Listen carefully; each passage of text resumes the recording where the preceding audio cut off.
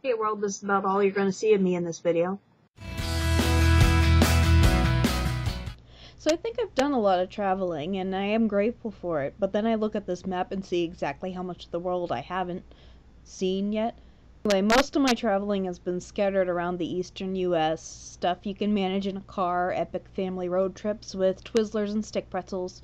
Everyone takes those on road trips, don't they? We spent most vacations visiting my grandparents in Florida, which luckily meant lots of trips to Disney World.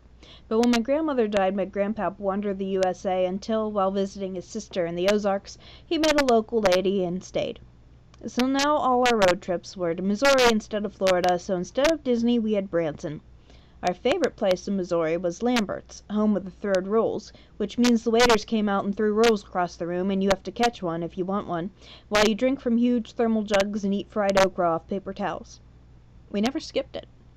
Anyway, because we always took road trips, you can pretty much guarantee I've also been to all the historical sites along these major highways, and had my picture taken in front of every state capitol and on top of every cannon on the way.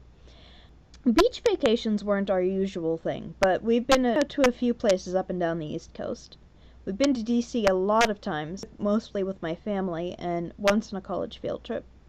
I also went to New York City twice on high school trips, and once last fall for my cousin's wedding. But probably my most memorable trips were band trips. I mean, the big ones where they rent the big coach buses and you drive off into the night nonstop and sleep on the bus or throw things on the bus or yell on the bus, or probably some people were making out on the bus, but I never had any of those opportunities in high school. We also went to Disney with the band, which was also fun. It was the site of my scandalous night in a hotel room, which isn't anything like what you think it is. But probably the most exciting trip was when we went to Niagara Falls and Toronto, and while we were in the Science Center, the buses got broken into, and we all sat around while the police and everyone else sorted that out. We also in band went to Holland, Michigan for their parade and stopped at Cedar Point and the Rock and Roll Hall of Fame, and another year we went to Williamsburg and Busch Gardens.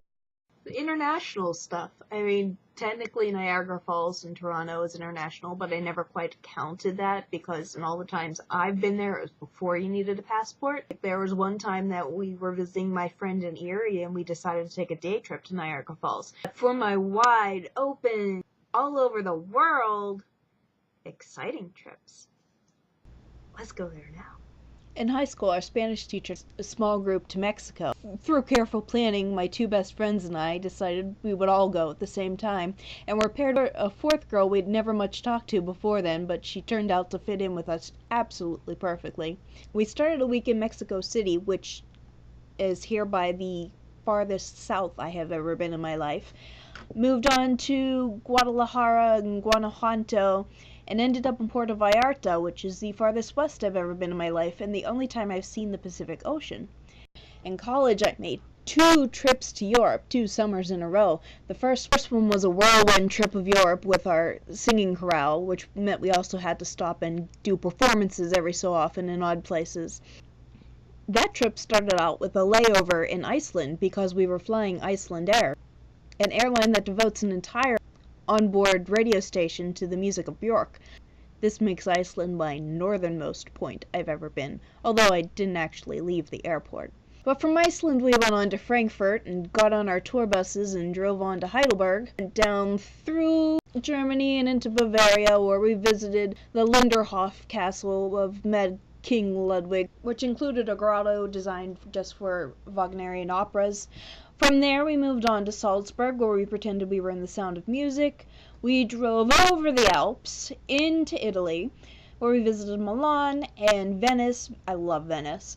Switzerland, and by the time we got to Paris, we were so exhausted, didn't really leave as good of an impression you would expect, At least until we ended up in Montmartre.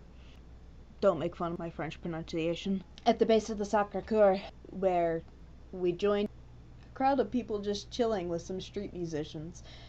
And that was really the only part of Paris we liked. Trip.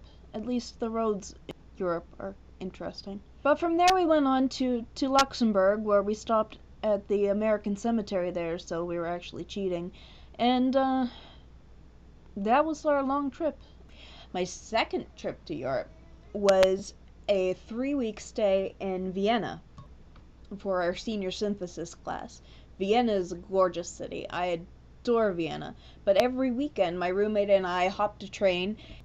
I'm sorry, Freda, but the way you say to the trains in German, I still find really amusing. The first weekend, we ended up in Venice again and in Florence.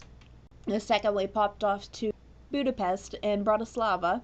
And third weekend, we visited Krakow in Poland, where we took a sober trip to Auschwitz, and a not so sober discovery that if you ask for a pizza with marinara sauce in Poland, they give you a pizza with ketchup. On the way to and the way home, we had a long layover at the London Gatwick Airport, and I still tell people that I have been to Iceland because of that layover.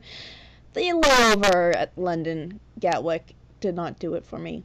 This is still the place I most need to go in the world before I die. The top of my bucket list. For a complete and utter Anglophile, why have I never been to England for longer than a couple layovers?